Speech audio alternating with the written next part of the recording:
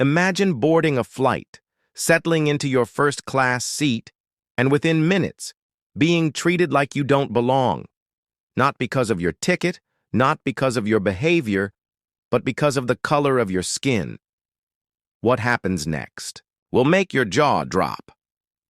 Before we dive in, make sure you hit that subscribe button, because stories like this prove that sometimes karma doesn't wait until you land.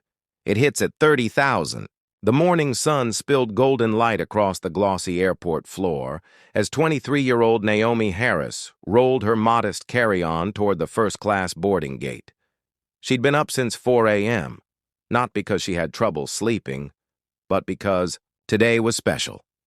After 5 relentless years in the Air Force and countless grueling hours in the cockpit as a trainee pilot, today was her first flight home before officially starting as one of the youngest commercial airline captains in the country.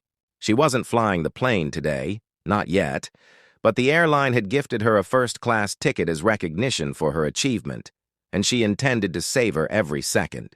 She wore a simple navy blue dress, her natural curls pulled back neatly, her military-style watch ticking with quiet precision. As she handed her ticket to the gate agent, the woman smiled politely, but glanced twice, almost surprised. Naomi knew the look. She'd seen it before. The kind of silent questioning that asked, "Are you sure you're in the right line?" But she let it slide, offering a warm "thank you" before stepping toward the jet bridge. That's when she heard a sharp voice behind her. "Excuse me, I think there's been some sort of mistake." Naomi turned to see a middle-aged white man in a crisp business suit striding toward the gate agent, his leather briefcase swinging like a pendulum of authority. His name, she'd later learn, was Richard Clayton, an investment banker who looked like he measured his worth in frequent flyer miles and stock portfolios. "She's in first class?" he asked, gesturing toward Naomi with a scoff. "You might want to double-check that." The agent stiffened, scanning Naomi's ticket again, then handed it back with a calm smile. "She's exactly where she's supposed to be, sir." But Richard wasn't satisfied. No, I've been flying this route for years. I know what kind of clientele is booked here, and no offense, young lady, but maybe you meant to head to economy?" The words stung, not because they were true. They weren't. But because of the smug certainty in his voice, the assumption that her skin color told him everything he needed to know. Naomi's jaw tightened, but she kept her composure. "My ticket says first class, and that's where I'm going." That should have been the end of it, but instead, Richard pulled out his phone. "You know what? I'm calling security. This is suspicious." Within minutes, 2 uniformed airport police officers appeared, their radios crackling. Passengers slowed their steps to watch, some pretending not to stare, others openly gaping. Richard stepped forward like he was presenting evidence in court. "Officers, I think we have a stowaway situation here, or worse.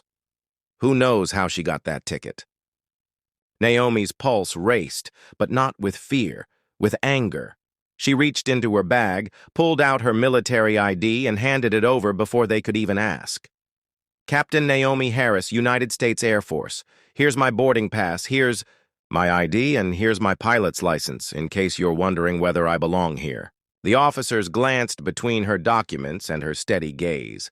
One cleared his throat, clearly uncomfortable. "Ma'am, everything checks out. You're free to board." Richard's smirk faltered, but not completely. "Fine, but don't expect me to feel safe sitting next to her." Naomi didn't answer. She just walked past him onto the jet bridge, her heels clicking like a metronome of unshaken pride. She didn't know it yet, but before the day was over, Richard Clayton's smugness would dissolve into something he'd never felt before. Pure stomach-dropping regret. Feet Naomi slid into her plush first-class seat, the cool leather embracing her like a small victory against the sting of what had just happened. Flight attendants bustled up and down the aisle, offering champagne and warm towels, but Naomi politely declined for now. She needed her mind clear. Across the aisle, Richard had taken his seat, still glancing over at her like he expected her to suddenly confess to some crime. She ignored him, pulling out her phone to check a weather radar, an old pilot's habit she couldn't shake, and noticed a forming storm system near their destination. Nothing alarming yet, but it was instinct to note it. A flight attendant, with perfectly styled blonde hair, leaned toward Richard with a dazzling smile. "Mr. Clayton, would you like a drink before takeoff?" He ordered something expensive sounding, and then, as if on cue, said loudly enough for Naomi to hear, "Glad to see some people belong here."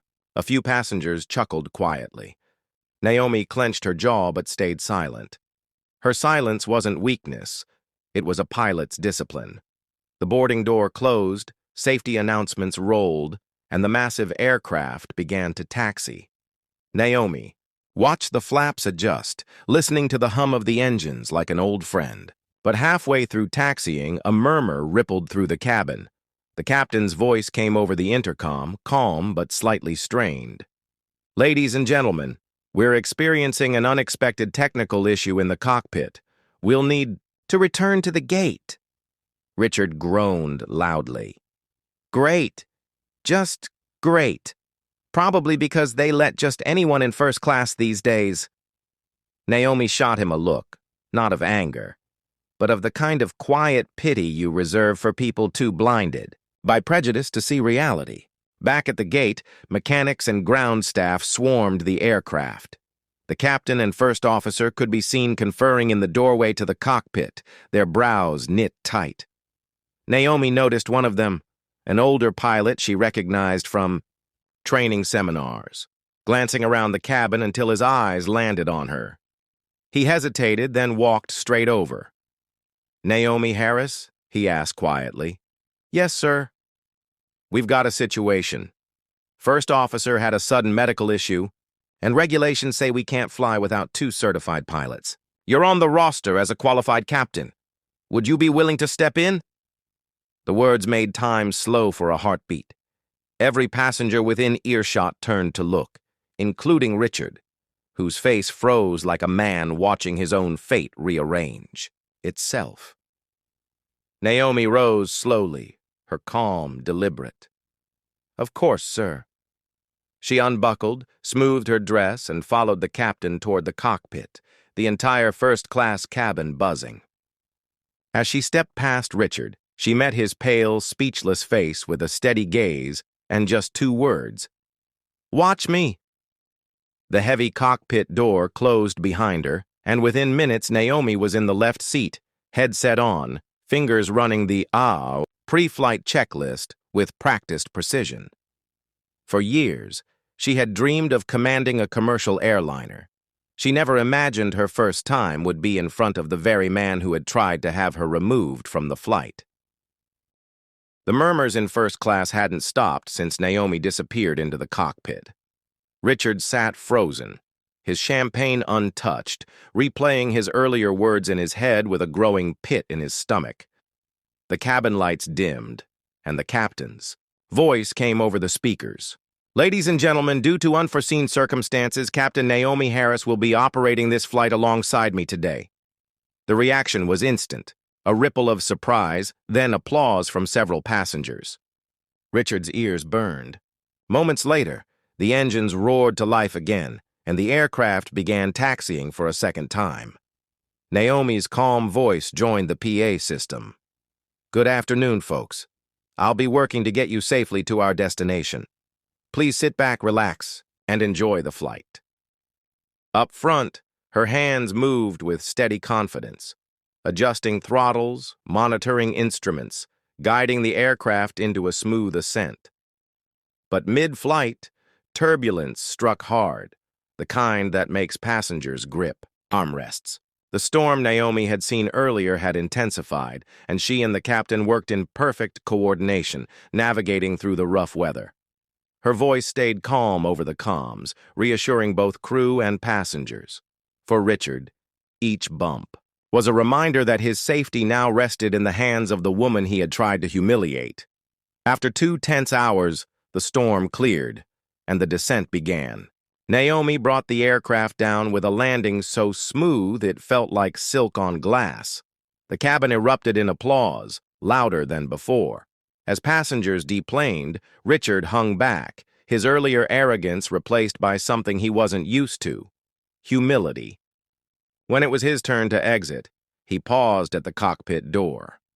Naomi looked up from her shutdown checklist, meeting his eyes without a smile. "Thank you," he muttered, barely audible, before hurrying down the jet bridge. Outside, a few passengers, who had overheard the confrontation earlier, approached Naomi to shake her hand, congratulating her not just on the landing but on her composure. Naomi didn't need Richard's apology. The look on his face when she took the controls was apology enough. For her, the real victory was proving once again that skill and professionalism have no color. As she stepped out of the cockpit and into the terminal, the sunlight caught her uniform pin, making it glint like a medal. She didn't look back. She didn't have to.